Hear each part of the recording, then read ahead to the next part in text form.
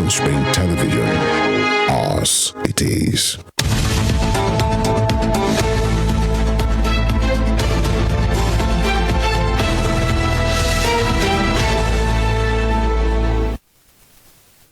Well, good morning. Great time to have you join us again on Morning Spring on Western Spring Television, where we say it as it is. Femi Olanikwekun is my name. We're so glad, so happy to have you join us on this edition of the program. As I pray all of the time that may you have springs in your steps as you start your day this morning, and may you achieve all you set out to achieve today. It's a great day in Osun State. Celebrations across the state last night, yesterday afternoon, all through the night, because of the outcome of the presidential governorship election, really. The presidential election petitions tribunal is still ongoing, but then the contests and contestations about the governorship election in Osun State has been done and dusted. Yeah. We have a governor in Osun State, and it's all over. Ademola Adeleke is his name. Welcome once again to Morning. We'll be talking more about that when we bring in our guests to help us understand how the processes went yesterday at the Supreme Court.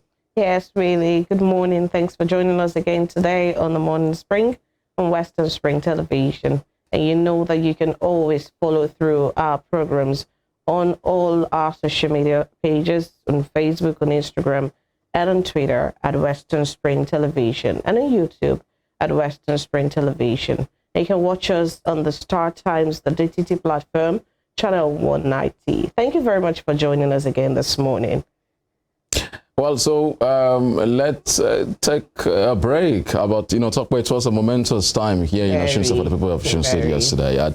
The much anticipated judgment. Yes, yes. I do hope that, the time really of this governor, now that the coast is clear, he can sit down, settle down to work and bring dividends of democracy, as you like to say here, to Nigerians. I don't know. I mean, I'm not always comfortable with that term, dividends of democracy. Why don't you talk about shares of democracy? If you're talking, I don't know when we bought the shares. I'll get the dividends. I think he can really work with a clear mind now without distractions and to map out strategies to put in place all of the agenda that he spoke about during his inauguration. Yeah. Well, it's a time for the Osun people to jubilate still and then to look forward to what this administration has to offer them.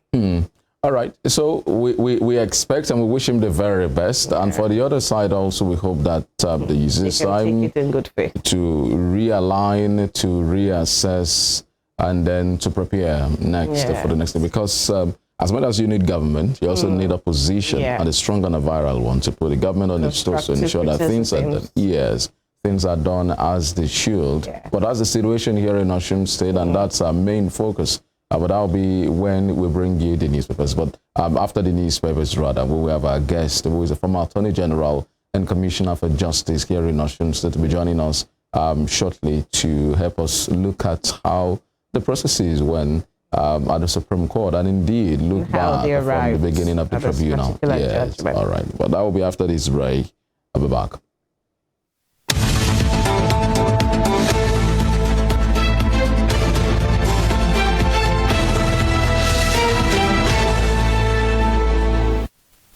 All right, so let's begin the papers now, and let's start with the Punch newspaper. The Punch newspaper has at its banner headline, Presidential Poll, Tribunal to consider PDP LP's live broadcast request.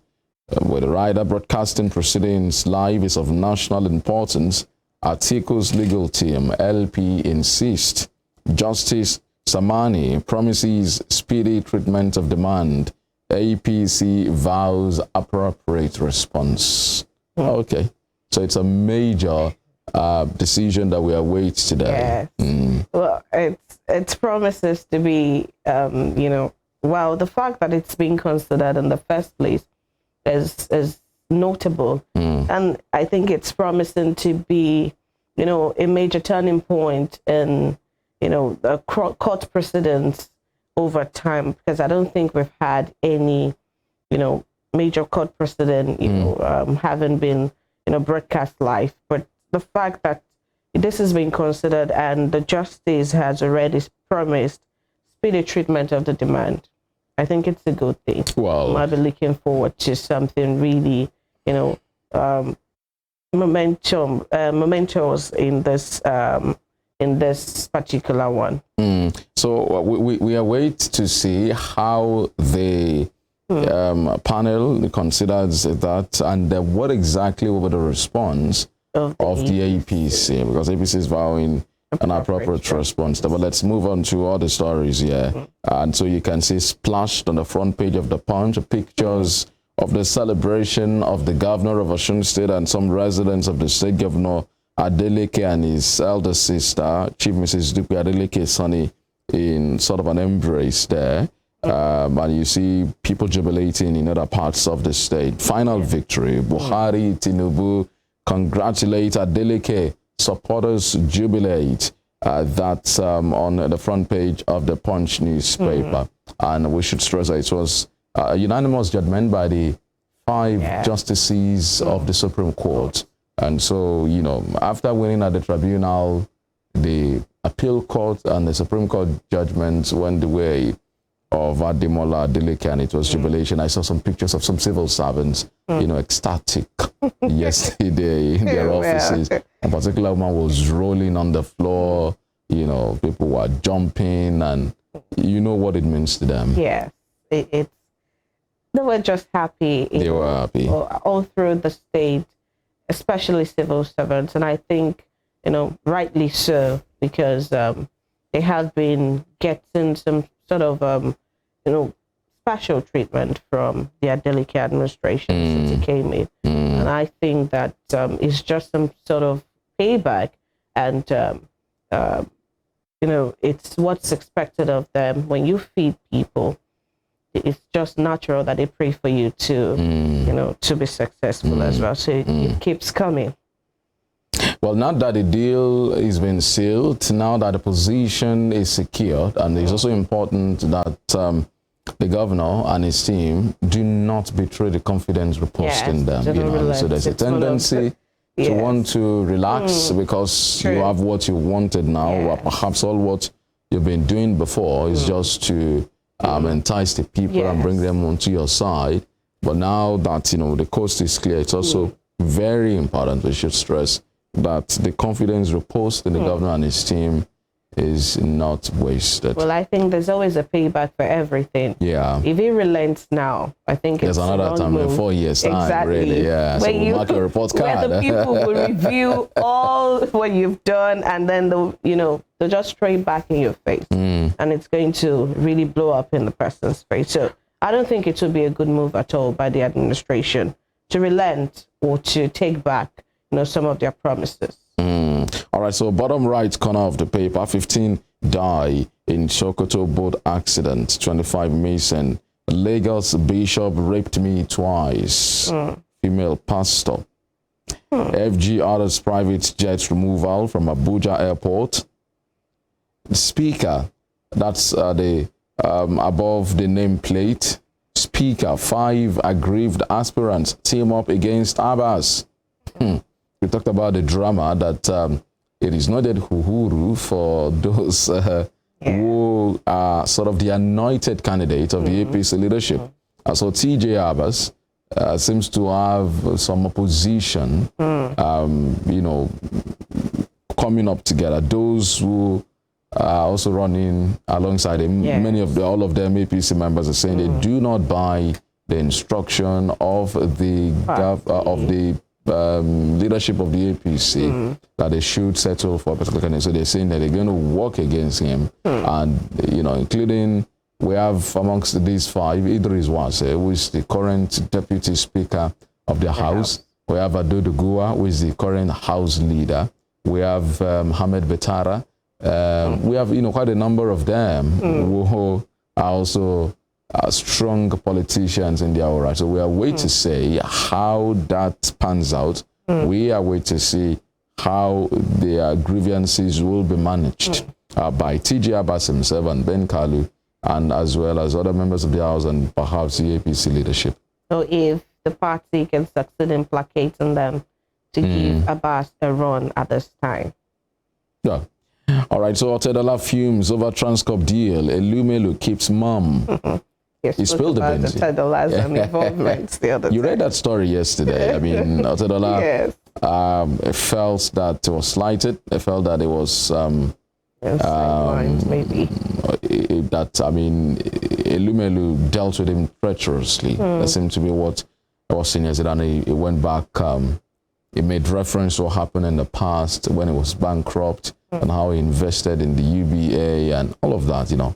It's what you see in the business world, the murky business. I mean, the business world can be very dirty and very, very dangerous. And I really would not want to attribute this to ethnicity again. No, it has nothing. This is just businessmen, you know, scrubbing over deals. Yes. He attempted to buy out Transcorp, but then it was checkmated and he had to surrender all of his shares. I think that was what actually happened. And this one, over $200 billion national assets lost to terrorism, according to the federal government. That's a huge loss. Very. $200 billion lost, national assets lost to terrorism. That's from the federal government. Okay, so that started on the Punch newspaper this morning. All right, quickly to the Guardian newspaper. The Guardian newspaper says, amid 168% tariff hike in 8 years, Nigerians pay premium for unavailable electricity. Amid 168% tariff hike in 8 years, Nigerians pay premium for unavailable electricity. That's on page 4 of the Guardian newspaper. And really, it has been, you know, even noticed here in Osun State how the much available electricity in the past is dwindling by the day. And we can see that it's 168% tariff hike in 8 years. I think that's very much. It's too much in 8 years. Well, it is a lot. 168% hike in tariff, and we've not seen anything better, especially for those who know how good electricity was here in Osogbo before. I think it's a perfect testament to how bad things have gone. Osogbo seems to have now been demystified in terms of electricity. There was a time that Osogbo enjoyed like 20, 22 hours, sometimes 24 hours of electricity every day. People who came in from Lagos that time were surprised at how good it was here. People who ordinarily will iron clothes for 1 month and keep, you know, now pick up their clothes and iron when they want to. But not anymore. Things have terribly nosedived. I think it was one of the things that enticed some businesses to come to Osogbo. Yes. It was one of those things. But now you can see that it's also dwindling even here in Osun State.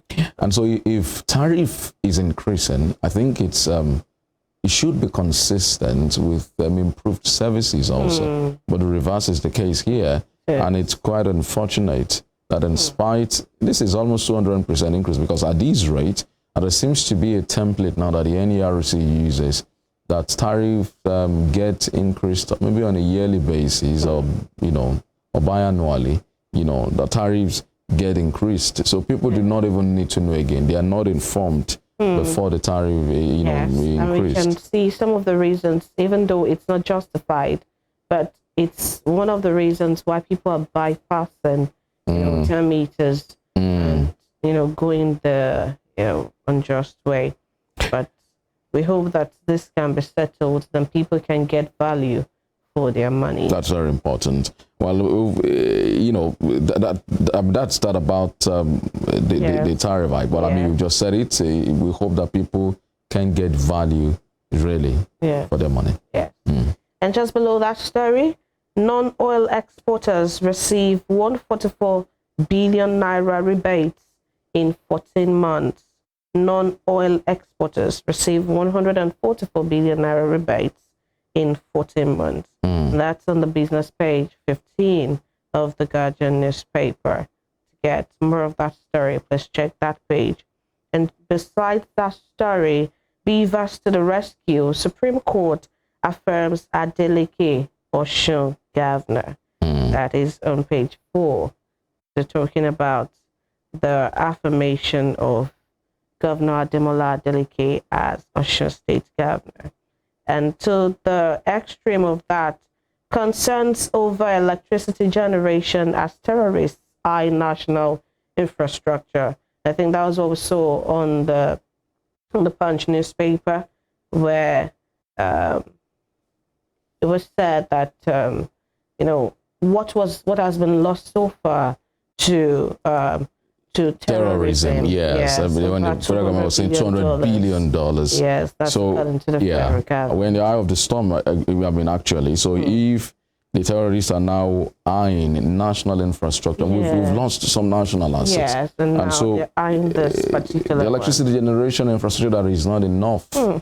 So if the terrorists now decide to focus their attention, then that means there is a lot of trouble, on the horizon. Yes, we hope that we're able to nip that in the bud. Yes, and we can see a picture of generator here. It means that might be, the last resort for us if nothing is done to curb that. But below that story, outrage over abduction, forceful conversion of 14-year-old Esther to Islam in Kaduna.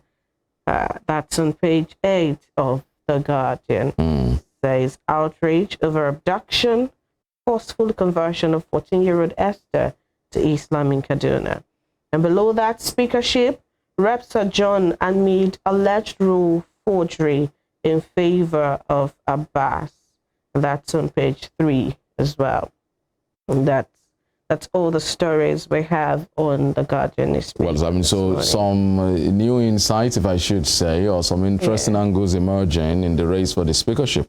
So they're beginning to allege some forgery or trying to change the house rules. I'm sure that this is a season, as we say here in Nigeria, it's a season-long film. We've just begun. Really?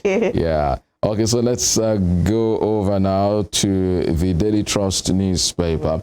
Revenue sharing formula. El-Rufai wants 80% for states. Revert to 1963 Constitution. Soludo advocates devolution of powers. Let's deploy tech to diversify economy.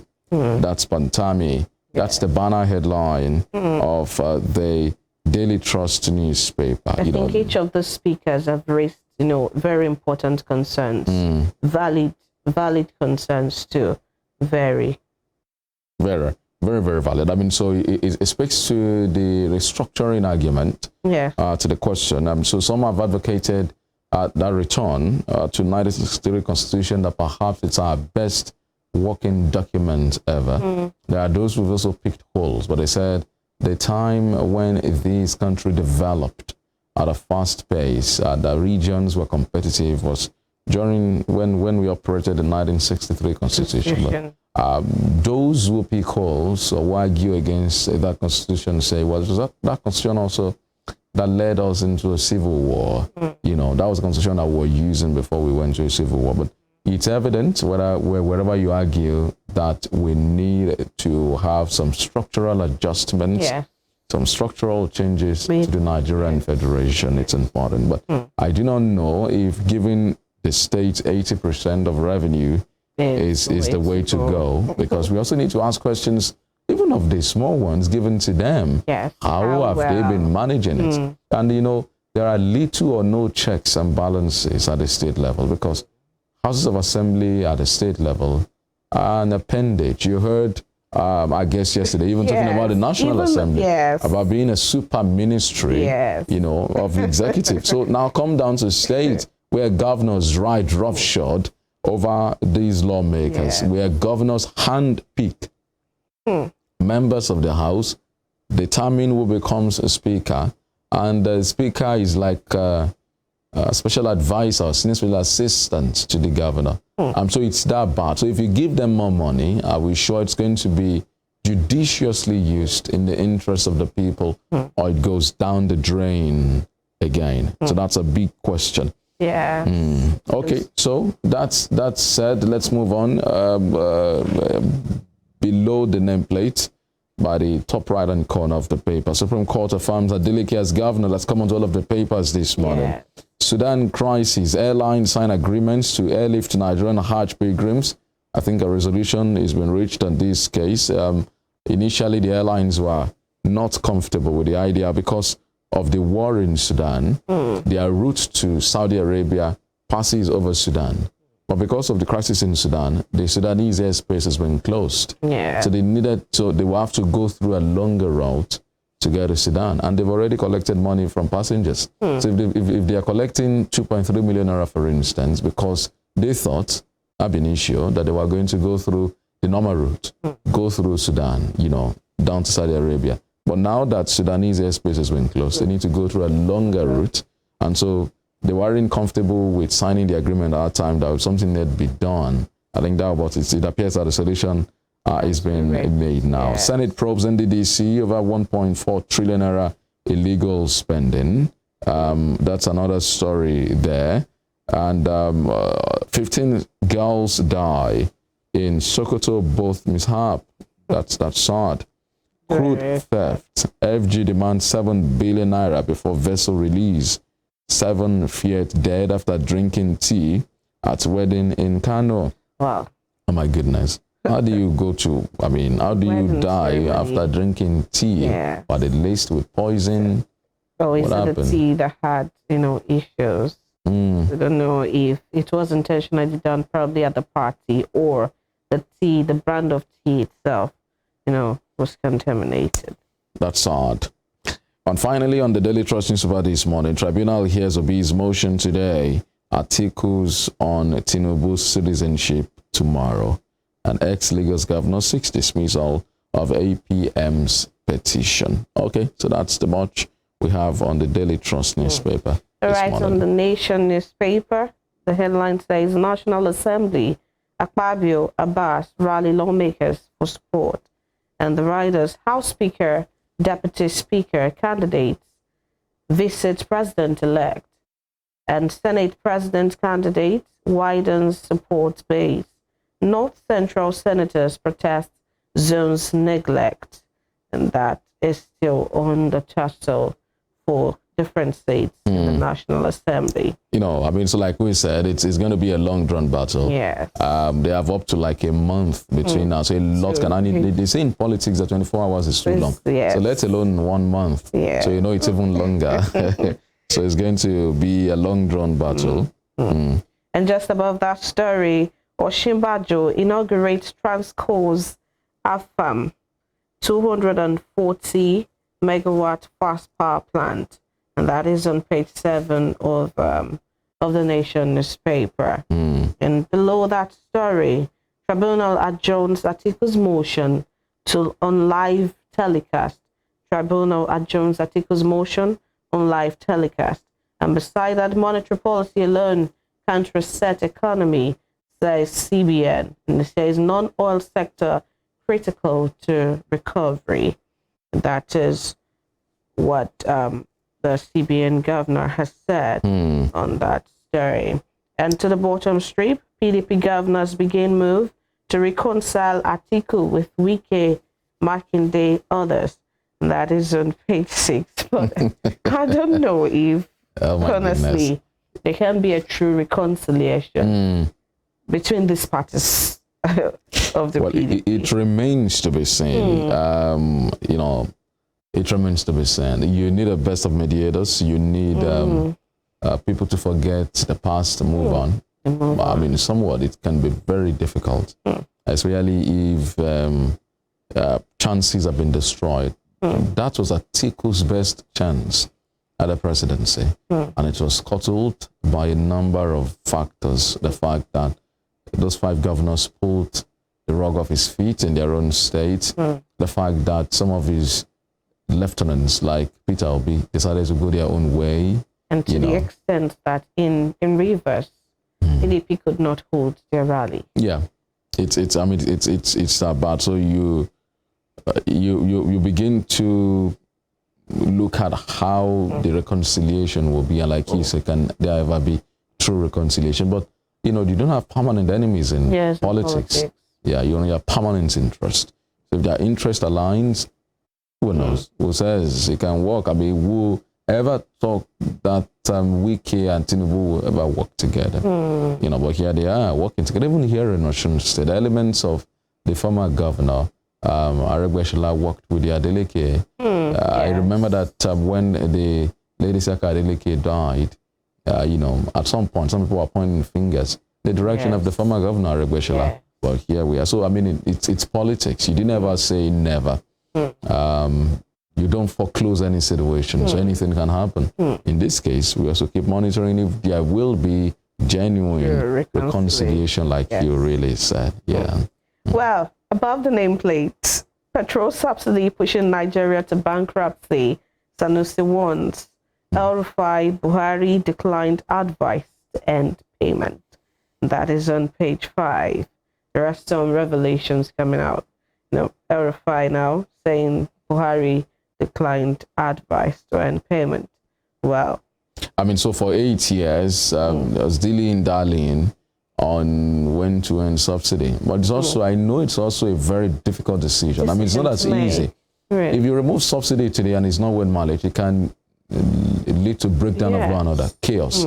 Because the last person that tried it burnt his fingers, cost him a second time. Good luck, Jonathan. He's still alive. 2012, that was the Occupy Nigeria protest that was triggered by the partial removal of subsidy at that time. Petrol prices increased on January 1. It was, perhaps it was also misapplied because it was on the 1st of January. Many people were trapped in their villages, and then petrol prices went up by many percentage points, and bus fares increased. Many people are finished spending their money for these festivities, and then so it was a very difficult time. And so the same is here for those who argue that we need to remove subsidy. I mean, I agree, it's a difficult one, but you should also acknowledge the fact that for the leadership, it's not a straightforward decision really for them, because if you remove subsidy, every aspect of our national life is tied to petrol here in Nigeria. So the moment you remove subsidy,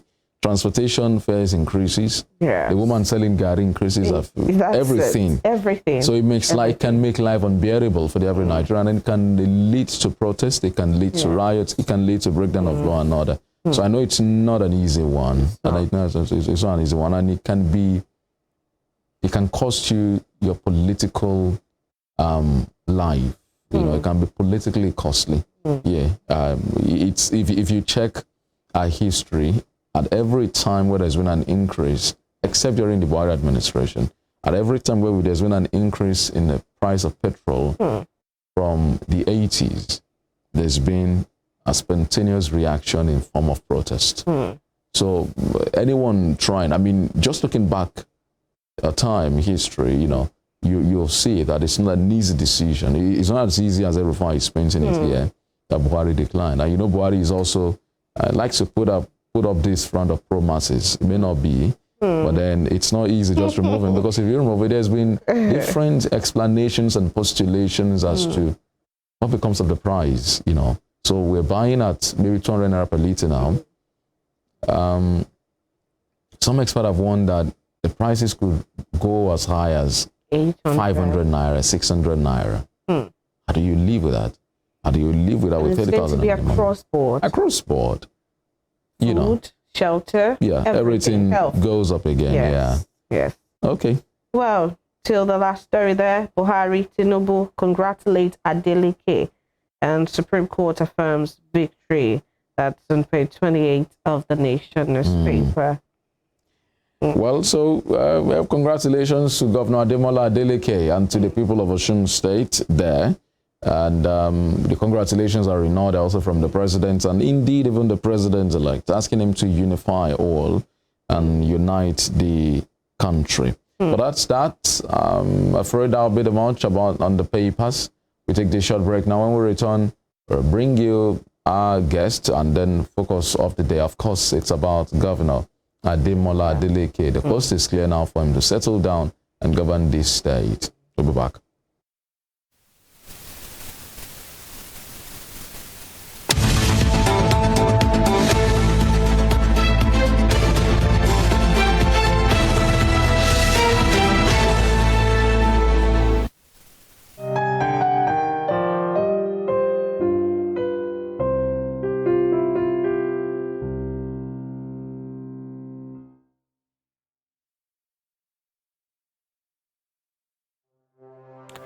Tasted, affected, sound, found. What do we see? What do we say? Flowing from a spring. A fact A to Z. Check and confirm. Eva is pounding current events. Traveling down from the business gist to the globally arising happenings, to the sports news, to the bittersweet infos. Guided transmission, even diffusion, vast and fast. Detailed facts are fled.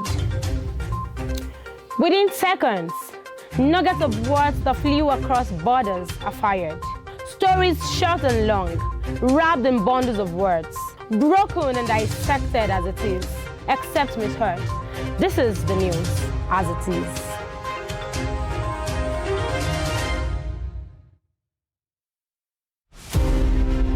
Born Jeremiah Oyeni Obafemi on March 6, 1905, Obafemi Awolowo was a prime architect of Nigeria's independence and most consummate advocate of free education and social welfare in Africa's most populous nation.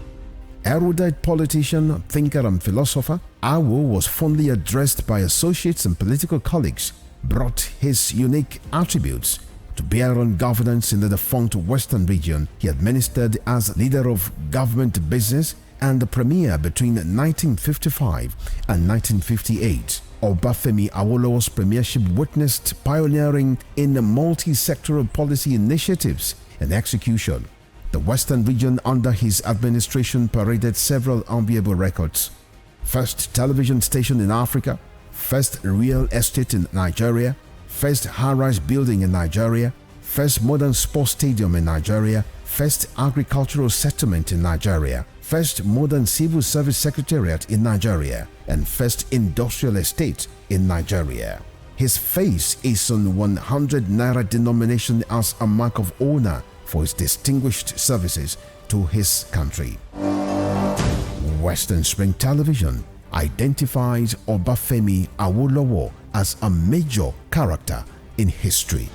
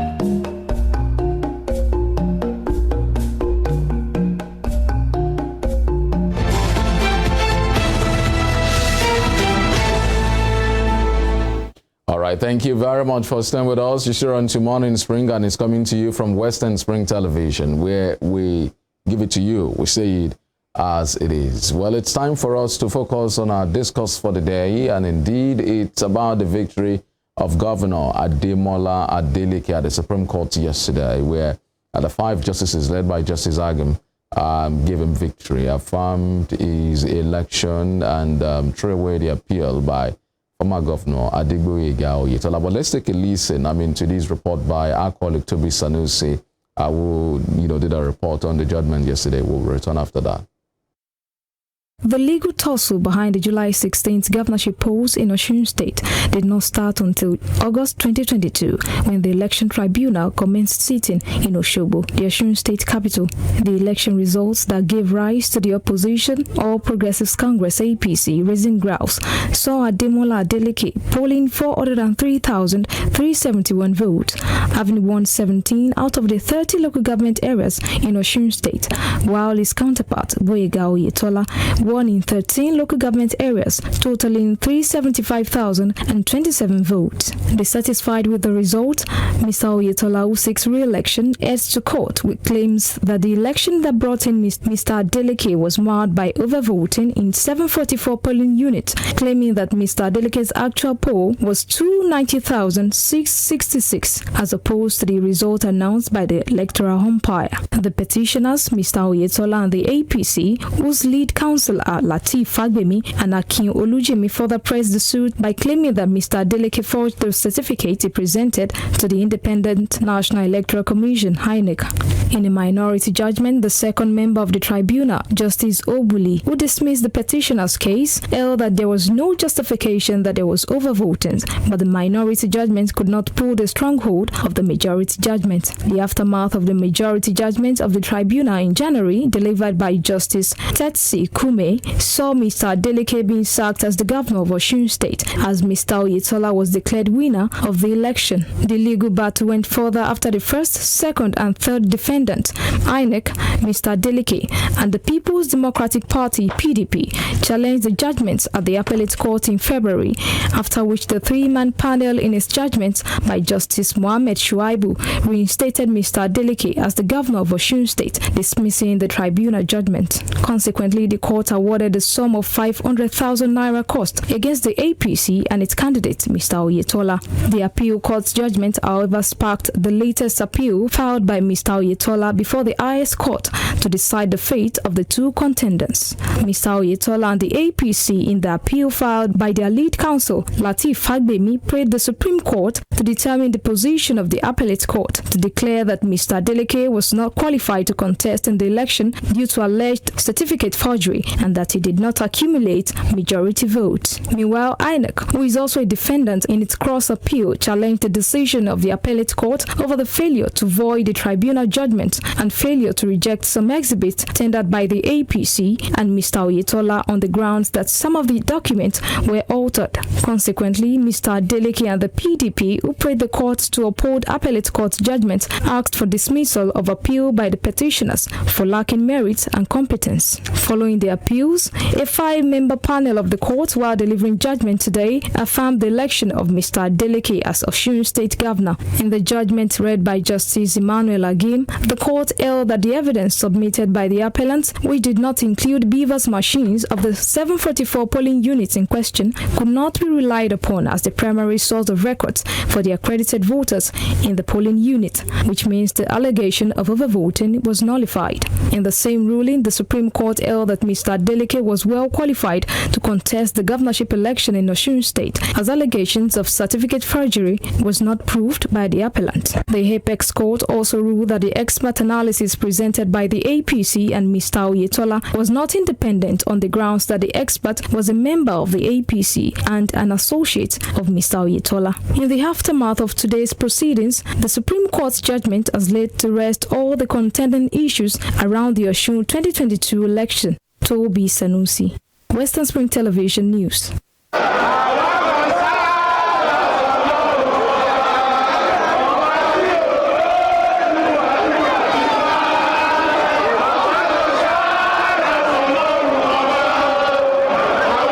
All right, well, so Well, that's the reaction yesterday at the country home of the Adelekes.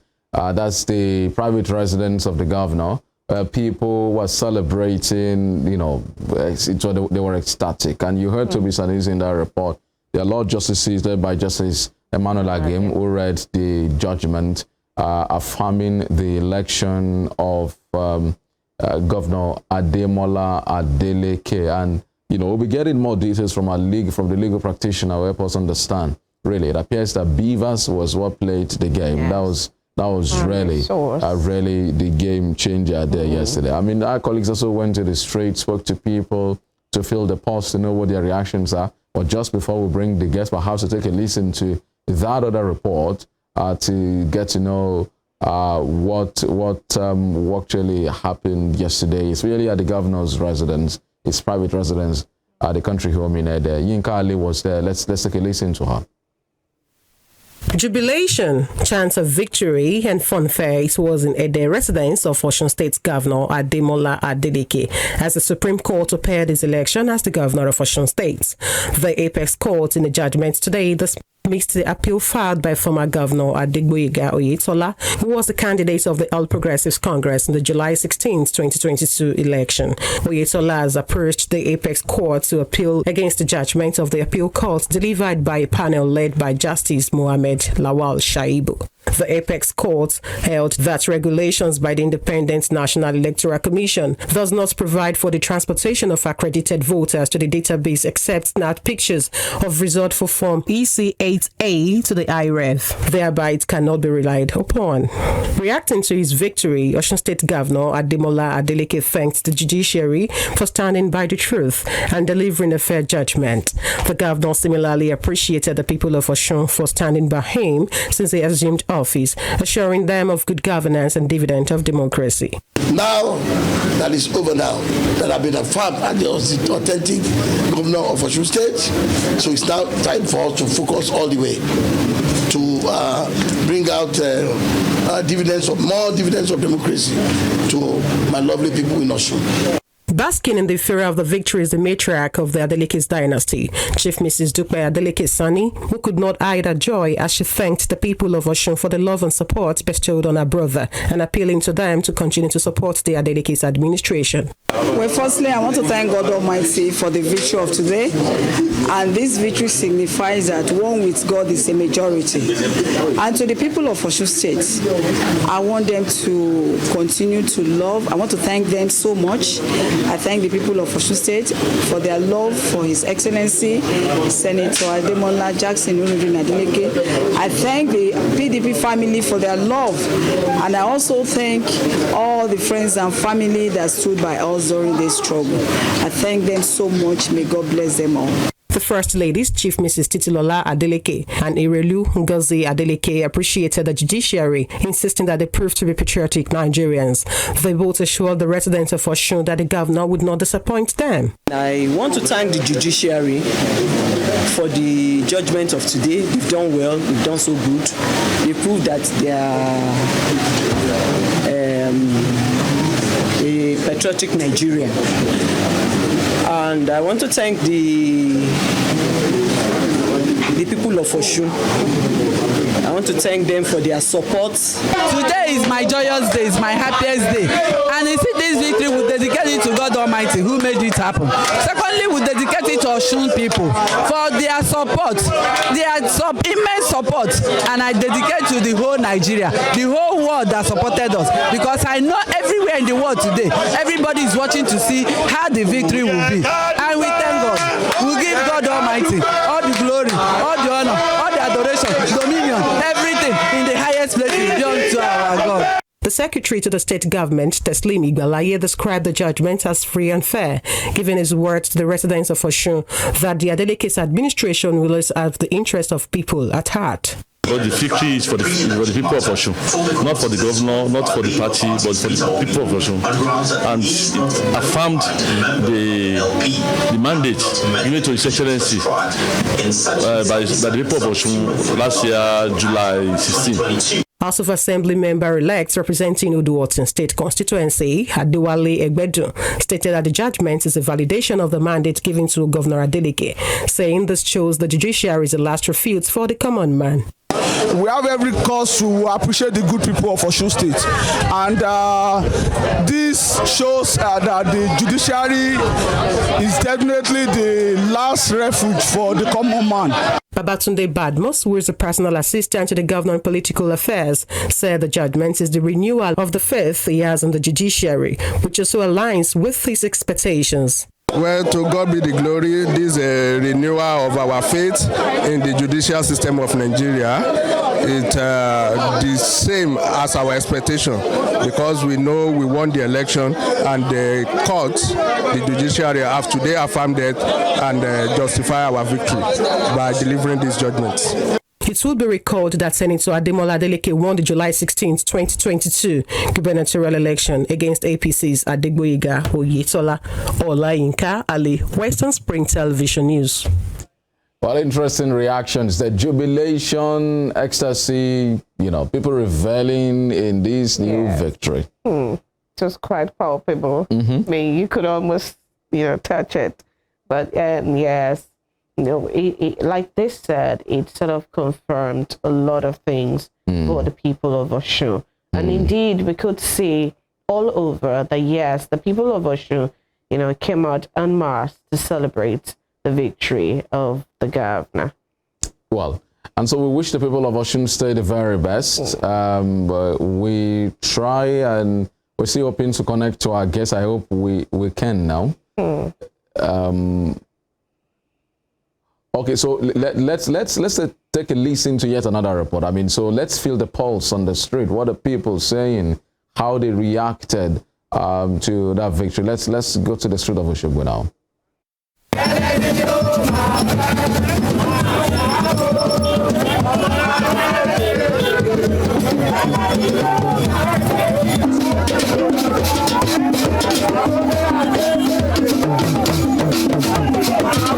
Because of the victory of our new elected governor, Dr.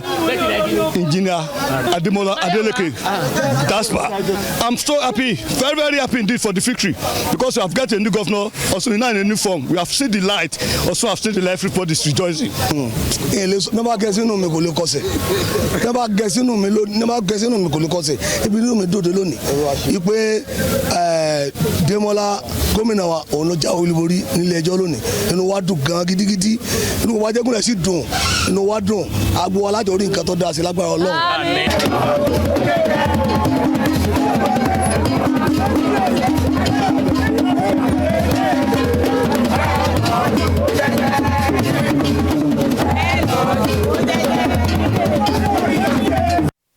But that's the mood, that's the feeling all over yesterday. I mean, even until this morning, there are pictures on social media of civil servants, running up and down, jumping, falling down, rolling on the ground because they are happy. Really, it was that great and so heartwarming for the people of the state. So the coast is now clear, like I said earlier on, for the governor to begin to even do more, serve the people even more conscientiously. But I do hope that we have our guest on the line, if we can join him now, to join us on the program. And so a number of issues, according to the court yesterday, based on INEC regulations and guidelines, election results can only be collated if results agree with the figures in the beavers and the ones transmitted to the INEC results viewing portal.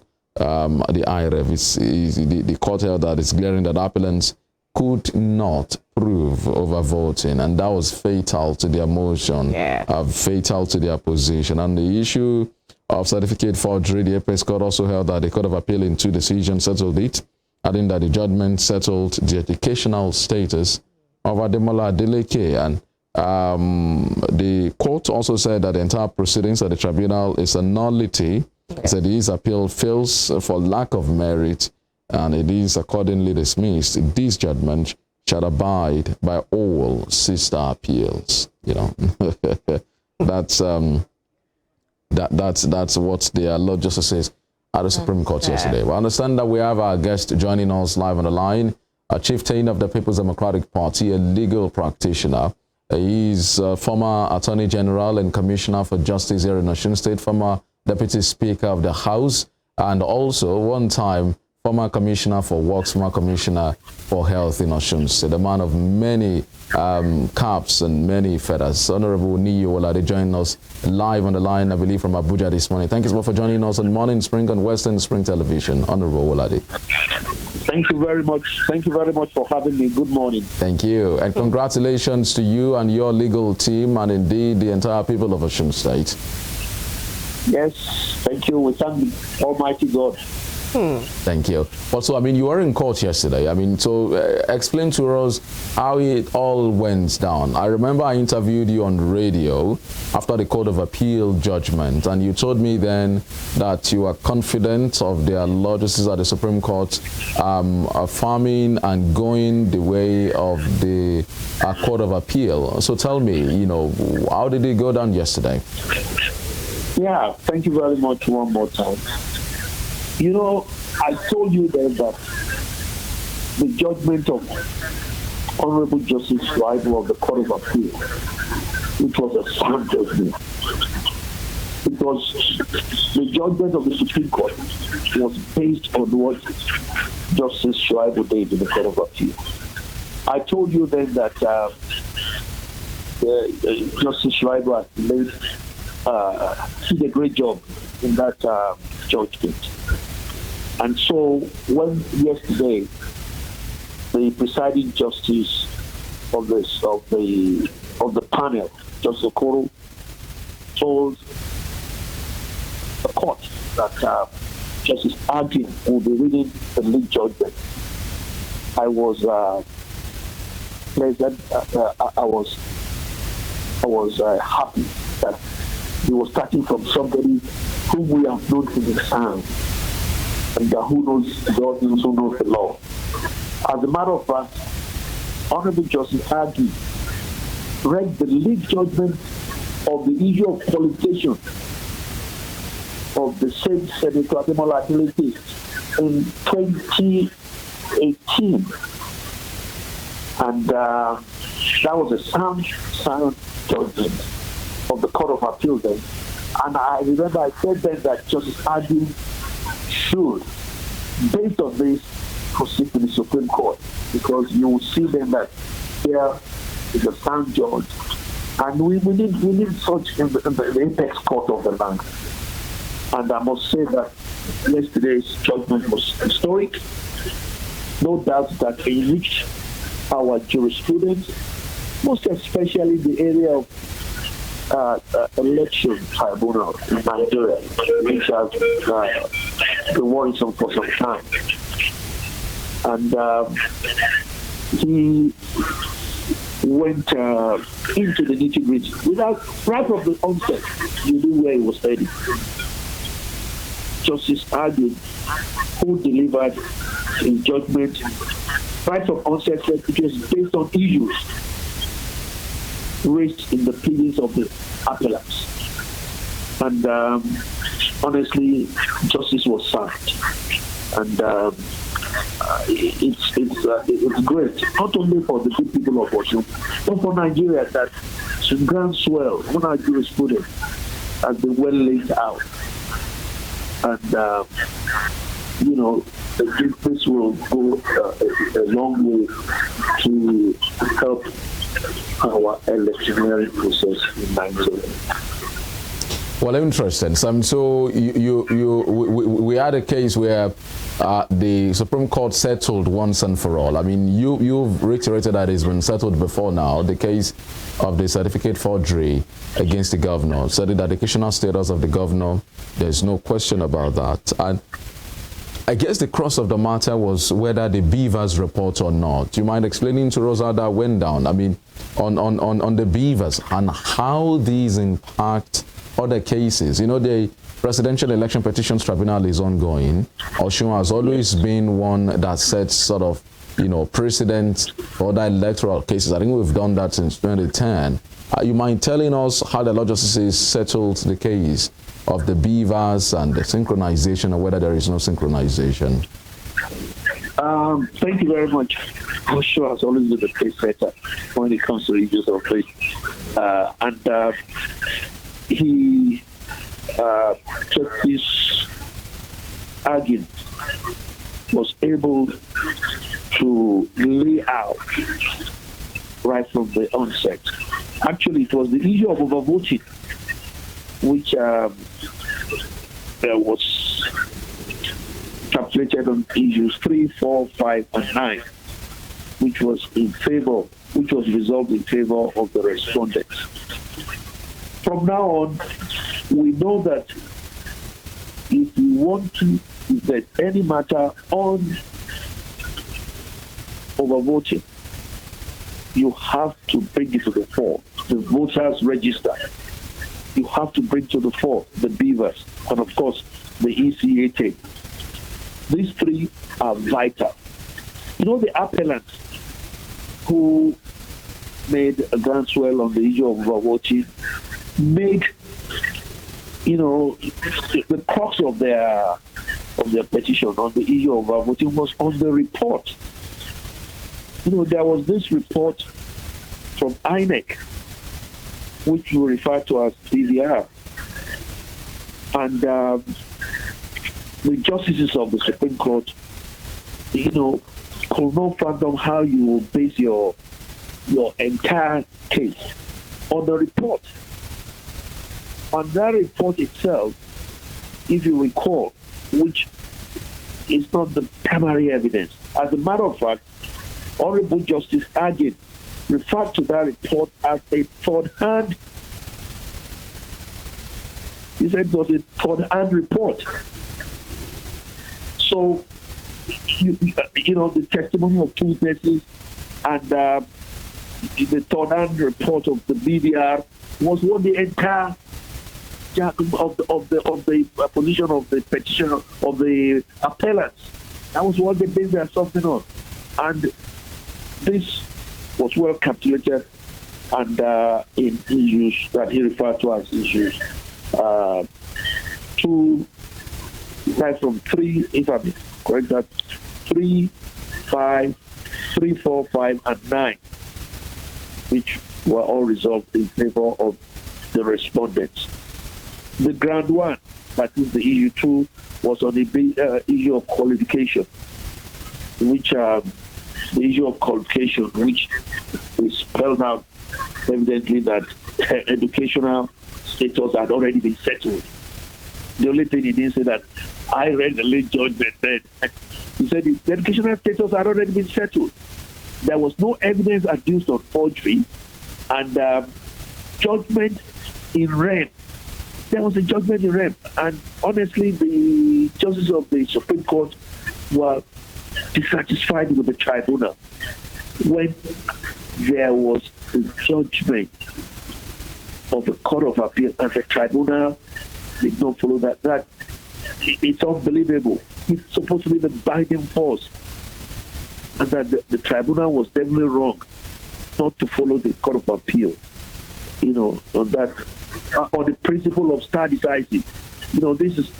We have our hierarchical court. Once the superior court, once the higher court have made a decision on something and spelled it out, it's not for the lower court of the tribunal to go otherwise. So they couldn't fathom why the tribunal should have done that.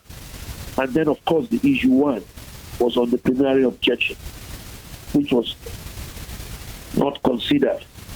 At the tribunals, we had so many preliminary objections which were raised. And at judgment, they just glossed through it, they didn't even consider it. And Justice Okoro, who presided yesterday, who dismissed the appeal, even brought in Section 285 of the Constitution of the Federal Republic, 1999 Constitution as amended, that which is crucial, it is fundamental when an issue of such matter is raised, that of the principle of fair hearing. So that's a key aspect. So the tribunal was also failed woefully on the issue of fair hearing. We were not allowed our fair hearing. And it was not surprising when Honorable Justice Garba Laut and Honorable Justice Jauro, Adamu Jauro, and Honorable Justice Tijani Abubakar all agreed and dismissed the appeal. Well, interesting. So, you know, this judgment has, I believe, implications on the different petitions across the country regarding election conducted in February, because, you know, going through what their Lord Justice said, the court, I'm trying to get a part where you know, I'd like you to do perhaps further explanation for us. The court held that it is glaring that the appellant did not provide in evidence any beavers, but sought to prove overvoting by means of a report of examination of INEC's database or back-end server.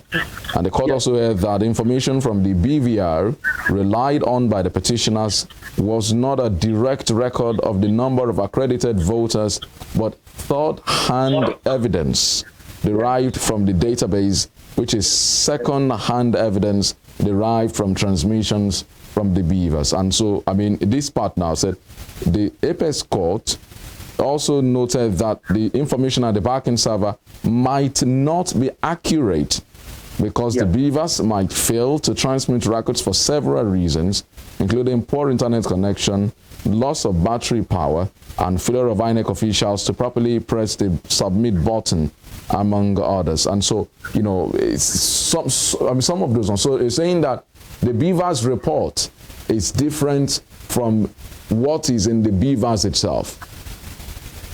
Yeah, and the Beaver is very important.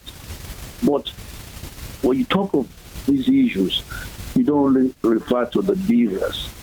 You also refer to the voters register. If you recall, the appellants thought the voters register wasn't important. In fact, they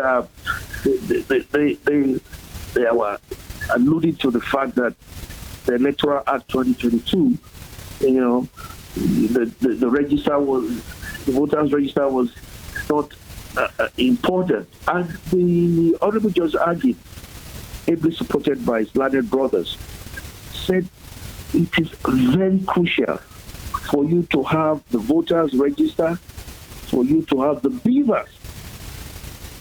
The Beavers is fatal when you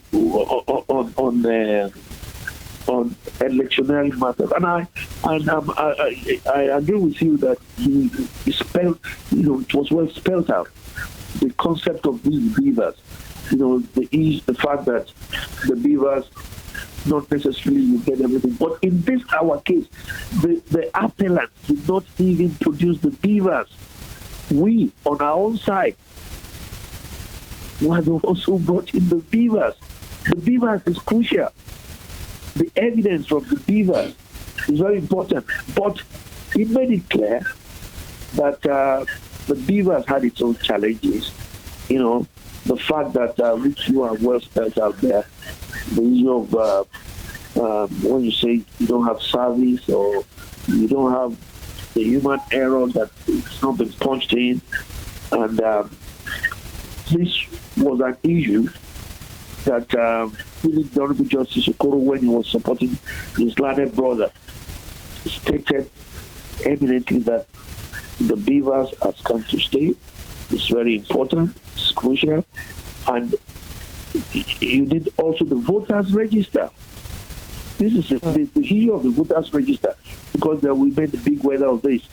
You cannot say that you forget the voters register. So, all in all, the Beavers, which has come to stay, has its own challenges, which was well made out when Honorable Justice argued within his judgment. So, I mean, please go ahead, sir. So, all in all,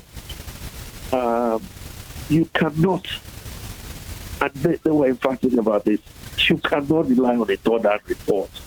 And you know, we said this emphatically in our appeal that the best evidence rules should have been used. You don't rely on a report and state that that is your case, and you want to stay on that. They made big weather of this report. And when you made the big weather of that report without even bringing in the Beavers machine, we didn't tender. It wasn't tendered. We brought the Beavers machine in. And that the testimony of two witnesses. One, the first one was not even an expert. And you want to build your case on that. And in fact, Justice argued that the burden of proof, once the burden of proof, you have not discharged it. So you are now relying on a report from our side to prove your case. How do you do that? So I think that the position of the law has been well clarified, especially with the introduction of the Beavers. You know, without the Beavers, you cannot report. And you cannot report. And you know, the Beaver is only a report of the date of the data that has been transmitted. This BVR is a third-hand evidence. It's a third-hand report, which you cannot now rely as the mainstay of your case. So the appellants, you know, means the whole thing entirely, and this has been well spelled out by the justices of the Supreme Court. And I think they did a great job yesterday, especially in the area of overvoting. You know, the issue of overvoting is always crucial. And the issue of fair hearing, of course, you know, that is classical. If there's no fair hearing, you know, of course, the whole thing crumbles. And that was the issue one, as a matter of fact. The preliminary objection, which was not considered, that was a violation to fair hearing. And the PO not being together makes the whole thing a nullity. So in all areas, honestly, the appeal failed woefully. And it was well laid out by the 5 justices of the Supreme Court, the apex court. Well, so, you know, inadvertently, I mean, so if that judgment had gone the other way yesterday, the future of Beavers would have been in jeopardy. Is that correct, sir? Yes. You know what was interesting is this. The day before yesterday, the 8th, on Monday, the 8th of May, when Lateef Fagbemi SAN was adumbrating on his appeal, he went on because he requested for 20 minutes. But Justice Okoro, who presided, said, we have read all, you know, we read everything. You don't need 20 minutes. Okay, let's hear you for 10 minutes. And Lateef Fagbemi went on and on and did not say anything on Beavers. So, on the 9th minute, Honorable Justice Agim, who eventually read the lead judgment, then put the question across to Lateef Fagbemi that you've been talking, you've been saying things on overvoting, but you've not even said anything on Beavers. Are you saying the Beavers is not important in this? Lateef Fagbemi was, you know, not coordinated when he had that. And he started going on about pleadings, that it wasn't pleaded or something, and well, he didn't really answer the question. So then I knew that I think we'll laugh the following day, the next day, the day of the judgment, because he had shown that the Beavers, you see, there are certain important components when you want to go on appeal from the judgment of yesterday. And those 3 items, very crucial in proving your case. The issue of the voters register, the issue of that's another registration there, the Beavers, which is to help you ascertain those who have been accredited, and of course the Form EC-18. How do you prove overvoting without these three together? I don't know. And in fact, they said something which is crucial, that there was the need for you to prove your case with the beavers of each area which you are ascertaining. You know, and this is interesting as we move forward on our electioneering processes. The fact that you do not rely on further reports. Summary evidence is very crucial. And this is where, you know, those three issues come in that I mentioned. And the fact that if you're stating, if you want your case, you don't rely on the evidence of the other side to prove your case. The whole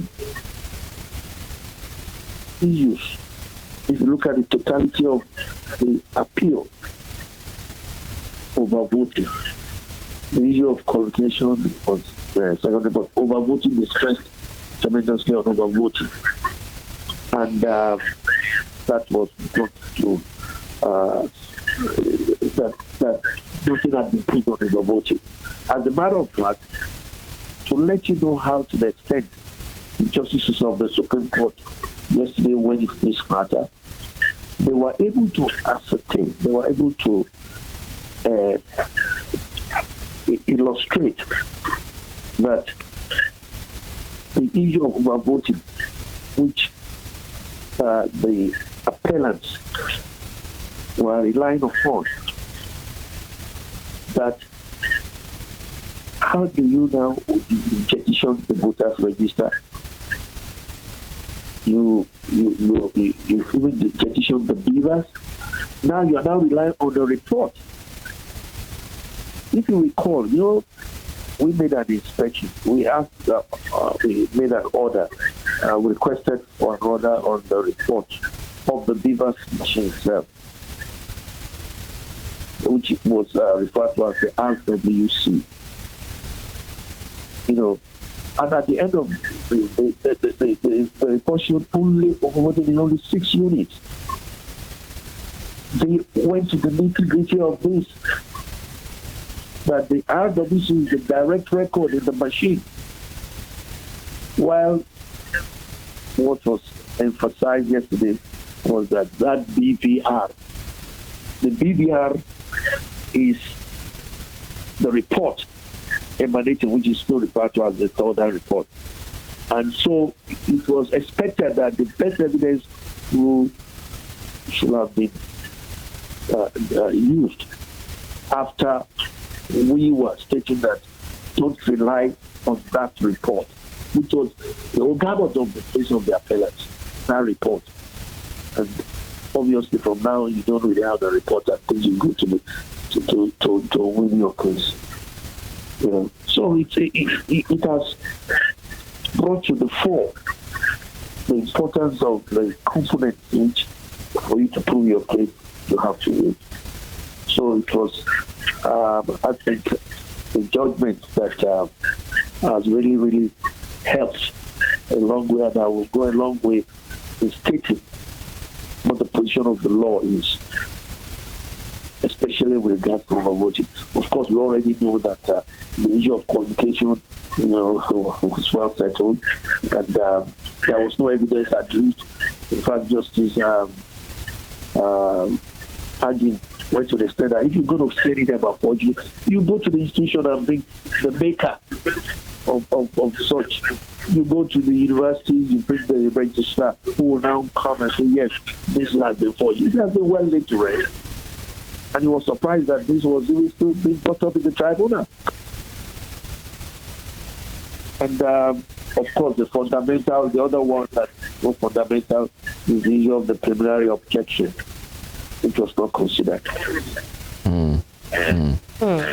which is a violation of fair hearing. You know, fair hearing is fundamental. So any matter you take to court, once there is no fair hearing, the whole thing is a nullity. So it was not surprising that the appeal was dismissed, you know, outrightly, and it was unanimous. Okay, so the Lord Justice also talked about the fact that the case of the petitioners, that the presiding officers were bound to instantly or on the spot transmit the number of accredited voters in the beavers to the back-end server of INEC, has no support. Yeah. Does that have anything to do with, is it similar to the issue of transmitting results to the IREV also? Yeah, of course. Of course. That's the process. You know, if you have, you transmit, that's part of the process. And of course, before I forget, the justice of the Supreme Court also laid out that you cannot, the INEC guidelines cannot be cast aside. You know, INEC made that guideline and even showed how the results will be transmitted. And the issue at hand really is that when you transmit, that's the importance of beavers. So if you're going to prove your case and you don't want to rely on the beavers itself, they expected that the beavers should have voted off all the local governments you are challenging. If you say that there's overvoting in this and you've not even brought in any of the beavers machine from that specific area you're challenging, then it goes to no issue. And that is, you know, the whole essence of this, which I think we must praise the Justice of the Supreme Court who delivered judgment yesterday, the 5 of them, you know, the fact that there are some fundamentals. If you have a beavers to be employed, and you have not even relied on that, you are now relying only on the report, and you want to prove your case based on that report and the testimony of just key witnesses. You know, how do you petition the beavers machine and just cast it aside and think that it's not as important? Even the register and the voters register and for the thing of the past, you know, and you cannot say the voters register. I'm happy that they were able to clarify this issue. You know, they are important components in proving your case. If you want to prove your case. So the beavers is very crucial. The beavers is very important for you to prove your case. And the aspect also of the best evidence you know. And I still recall what Honorable Justice Tijani Abubakar, who read the fifth Justice of the Supreme Court in our panel, when he said he was happy with his learned brother, the lucid and illuminating judgment which he will adopt. You know, that was the provision of all the justices of the Supreme Court. You know, the beavers, of course, is very, very important. It's crucial. There's no doubt. Well, so, you know, as it stands, you know, why I asked that question about the transmission that the court held that it doesn't have to be instant or on the spot was because I've heard some of the complaints after the presidential election was that results are not transmitted, you know, to the IREV. And here the court seems to have held that it's possible that you do not, so you cannot rely on the back-end server report because it's possible that you did not press submit. You need to rely actually on the beavers machine itself.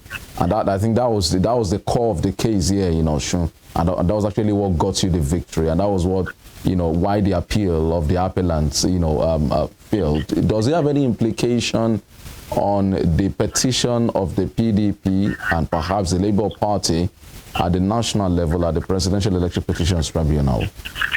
No, I think it's important for us to distinguish what the Osun case and what is happening in the federal matter, in the sense that some of something had been transmitted. The own crucial point was the report, which they really went right in to collect. In the case of what is happening now in the presidential assembly, we understand that some areas were not even transmitted at all. Are you saying that I don't want to say the eventual decision, but if you have beavers, if you have to send to the back end server in some areas, nothing. Are you saying that the beavers did not work at all, or there was a decision not to transmit? It's a bit different, because there was transmission in our own case, but what had been transmitted was not complete. But from what I understand in the presidential, that some areas there was no transmission. I mean, there was not. They were relying. You had two sets of. I don't know whether the whole thing had really been transmitted up to now. In the case of the presidential, so there's a bit of distinction there, please. I think it's important for us to know that. Well, and so, going forward, what should the people of Osun State expect from the Ademola Adeleke administration? Now that the coast is clear, the verdict has been given. That's the final lap of the victory race. And so, there are no encumbrances anymore. What should the people expect from him? Well, glory be to the Almighty God, that at long last that the coast has now been cleared. And if you recall, the Court of Appeal was unanimous. The Supreme Court was unanimous. So it's not a matter of, maybe there's a doubt anywhere with regards to the position of the law. So you have 8 justices of the appellate courts, saying the same thing and doing the same thing. So I'm sure that Governor Ademola Adeleke will now know that the governor will now be thinking of his legacy, right from the beginning. And I think he has shown to a large extent in the first 100 days of this, what he was able to accomplish. And you could have seen that the people of Osun, because if you have elections taking place right now, that's how you know whether they agree with you or not. The fact that out of 9 House of Reps, the PDP got the 9, 3 out of 3 senators, and 25 out of 36 in the House of Assembly. I even understand that maybe that 26 one will be challenged, but that's another issue entirely. But suffice to say that it is now governance stage. I hope and pray that he'll be able to sustain what he has started, the way he has started it. Now is for him to move forward, to move Osun forward. And Osun is blessed abundantly in human and natural resources. And I know that the effect, the leadership which he has shown in the first 5-6 months of his being a governor of this one, I think if he sustains that and continues, Osun should expect to move forward tremendously. I'm sure that he's going to take Osun to great heights. He's aware that the whole world is watching him. He's aware that the legacies of what his legacies will be, and that tremendous hard work which he has put into before, which in his leadership style. And I think with that, Osun should expect great things in his administration. Well, we cannot let you go also without talking about, while celebrating, that celebration was tempered with the unfortunate news of the demise of the former chairman of the party in Osun State, was also the current zonal chairman of the party in the Southwest, Honorable Olasoji Clement Adagunwodo. That must have weighed, the celebrations down in a way, didn't it?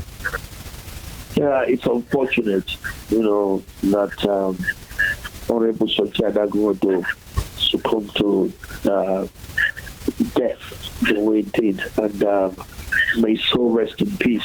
Amen. It's unfortunate. But, that's the pride that everybody will terminate at one stage,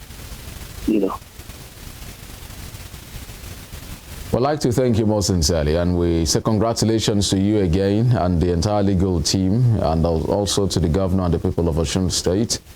Honorable Niyi Owolade, former Attorney General and Commissioner for Justice, a PDP chieftain, former Deputy Speaker of the House of Assembly here in Osun State, former Commissioner for Works, former Commissioner for Health. We thank you for joining us on Morning Spring on Western Spring Television. Yeah, thank you very much. But before I go, okay, I think it's important that the pundits should read something before making pronouncements.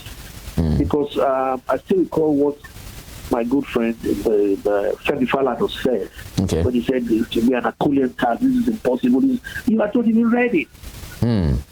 So people you don't just go and start commenting on issues that you don't even know much about. I think this is very, very crucial and important. Look at the job that the justice of our apex court did. The justices of the Court of Appeal, also what they did. They read and they went to the details. You don't just comment, now that you don't comment. So you read, first of all, and honestly, I think others will take heed from this, because when you're making pronouncements, it's very important to know the facts, and then before you even think of what the law is, it is. So thank you very much for having me today. Thank you very much, Honorable Niyi Owolade. We appreciate you. Well, so that's the interview this morning, and that's the show indeed. It's been an interesting time, and it's been, with Honorable Niyi Owolade, and it's a celebration time really for the people of Osun State here. And like we said, well, now the governor can settle down. So the people expect that the cabinet will be made known, as soon as possible. And then we can get down really to governance. Politicking is over, the litigations are over. Now is time for governance. That's the show this morning. Femi Olanikweko is my name. Please offer yourself a great day. Yes. I'm Temi Tope Ajijola. Thanks for joining us today.